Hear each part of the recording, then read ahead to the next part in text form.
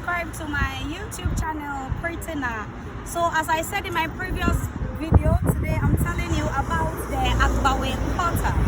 When you go to the town of Teshie, they have lots of quarters, but today we are focusing on the Agbawe quarter. The ancestry of the Teshie Agbawe Gono family, namely Ni Ablade Ajay and his children, Ajete Ope, Akpo Ajay, also known as Tosushe Akpo, and their sister Ajecho in Koma, is traced from Akono Way, that is the Bejuma Way, at the Lakoi quarter. So this is a particular quarter that we are focusing on. Some differences arose between the family, and so a section of it decided to part ways with the other siblings. The section that remained cautioned that the action will be tantamount to splitting the family. Bawemli. When they say Bawemli, it means a divided house. So when you hear anything like Bawemli, it simply means that the house was divided. So those separatists who remained at the land were referred to as the Agbawe Koi. Those from the group that moved to Teshie retained the name Agbawe or Koi B, which has persisted till today. Till today, we still have Koi B. History is part of us. We cannot do away with history. Once we take history away, then we are no more. We can't trace our origin. As time went on, the sister of the Mankralo married a man from Agbawe quarter. This is so interesting. So let's see that after the marriage, what happened between these two siblings. The children of that marriage were Aplo Ajay and Akpo Ajay. They were cruel and treacherous. So it means they were very disrespecting. They were always looking for troubles all the time. Right, they were at Agbawe quarter until through a misunderstanding, they chose to reside with the Mankralo at Jase. The names are so interesting. Okay, Jase. Wow. On one occasion, Ayoko Adiyagba, the daughter of the Mankralo, was due to undergo one of their usual ancestral wedding ceremonies known as Hekbemo. I want you to listen carefully to this side because it is a culture myself, till I research, I have never heard before. Yokbemo. All we know about marriage is a man getting married to a woman.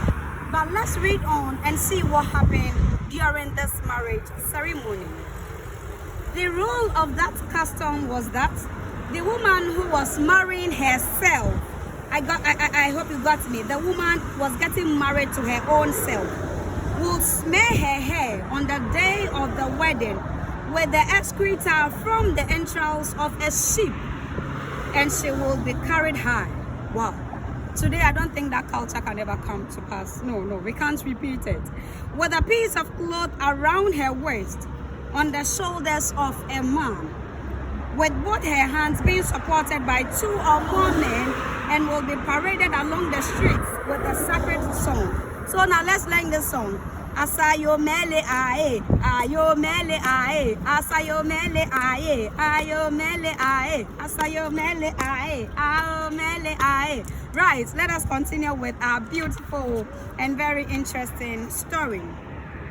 When the procession reached the residence of the king, the woman who was undergoing the self-wedding ceremony would offer ram for libation to the departed monarch and will then continue their procession through the length and breadth of the town. So they'll be moving all over the town just for her to wed her own self. You can imagine. But when the time came for Ayoko Ofe Adiyagba to be carried by the men, let's listen to what happened. Ajete and Akpo. You would remember that Ajete and Akpo were those two stubborn little rats. In fact, they were so stubborn. They were causing problems all the time in the town. We'll read a little about them. Who knew what bad omen resulted from the carrying of the women by the men, objected to men carrying Ayoko. Because previously, all the men who carried the women who were wedding themselves, they died. So they didn't want to do the same thing. In fact, they feared death and they were not ready to go through that same process. Okay, let's see what happened. The members of the king's party objected to the corruption of the custom and a commotion ensued. When the king, Ni Odoi Achem, saw that his life was in danger, he sent messengers with a royal necklace. Previously, when you are sent with a royal necklace, it sends a signal that the information is very important. So everybody will have to listen to you. Alright, so after sending the people, let's see what happened. Nigan disclosed the transaction because of the presence of Ni Amate Nakpa and his party. So a lot of things happened after they refused to carry the woman during the occasion. That is the occasion of self-wedding. Okay, before we bring this interesting documentary to an end, I would like to tell you the role of the quarters at Teshie. One may say, why do we need roles? Or why do we need quarters at Teshie? Are there no one people? No, we have lots of quarters. So in our next documentary, I will surely tell you about other quarters in the township of Teshie. So today, let's look at the role of the quarters in the administration setup at Teshie. Right. Lenshi provides the manche and the Lenshi jaseche. Let's look at another two and then we should be done. Krobo provides the mankralo and Krobo jaseche. Bugbulan provides the asafuche. We have about 5 to 6, but I think this will be enough for us. Okay, let us look at one interesting information about the people and then the people of Agbawe Kota. Then we'll bring this beautiful education to a close. We'll look at the role of women. As the only woman among her brothers, Chocho Nkrumah went under the quarters umbrella, that is the Akatamanso. We call it Akatamanso. Every Homowa Wednesday. Wow, Homowa, I guess you know about Homowa. When we say Homowa, it is a festival celebrated by all the guns. With this Homowa, the only thing they were doing is putting at hunger. So the right thing is Homo. Whoa, let's say it together. Homo. Whoa, because they were so hungry, they went through serious famine when they were traveling from their place of origin to get a place of settlement. So Homowa festival is being celebrated by every single Ga. And then the staple food for the Gas is pokoi. They use the pokoi during the celebration of the Homowa festival. Right, so let's quickly jump to the naming. Names borne by members of the quarters are characteristic at Agbawe. The naming of children is as follows. So let us look at the naming of the children at Agbawe. Right. Female. When I mention the female, I'll mention the male. Or male, female. Okay.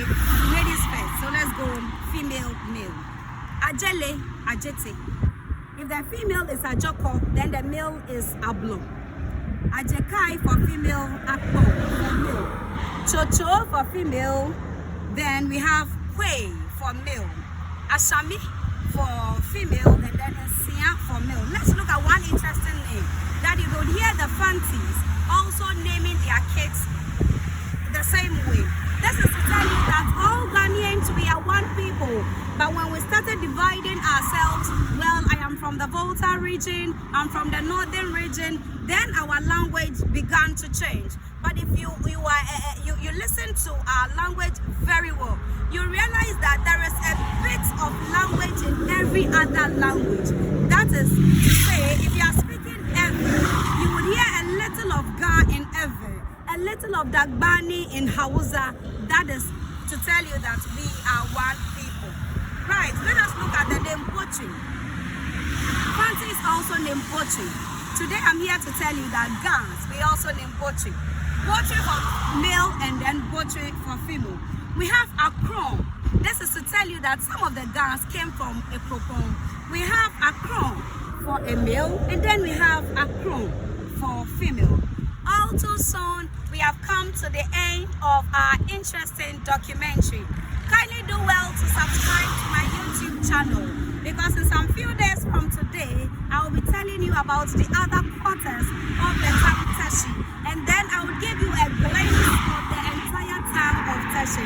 as we said, Aquagaba, Timo, here, ya forget Lata, Akatimo, here, and Yonyam Fair. They deceived us. They told us we are not capable. But today I'm here to tell you that the black man is capable of transforming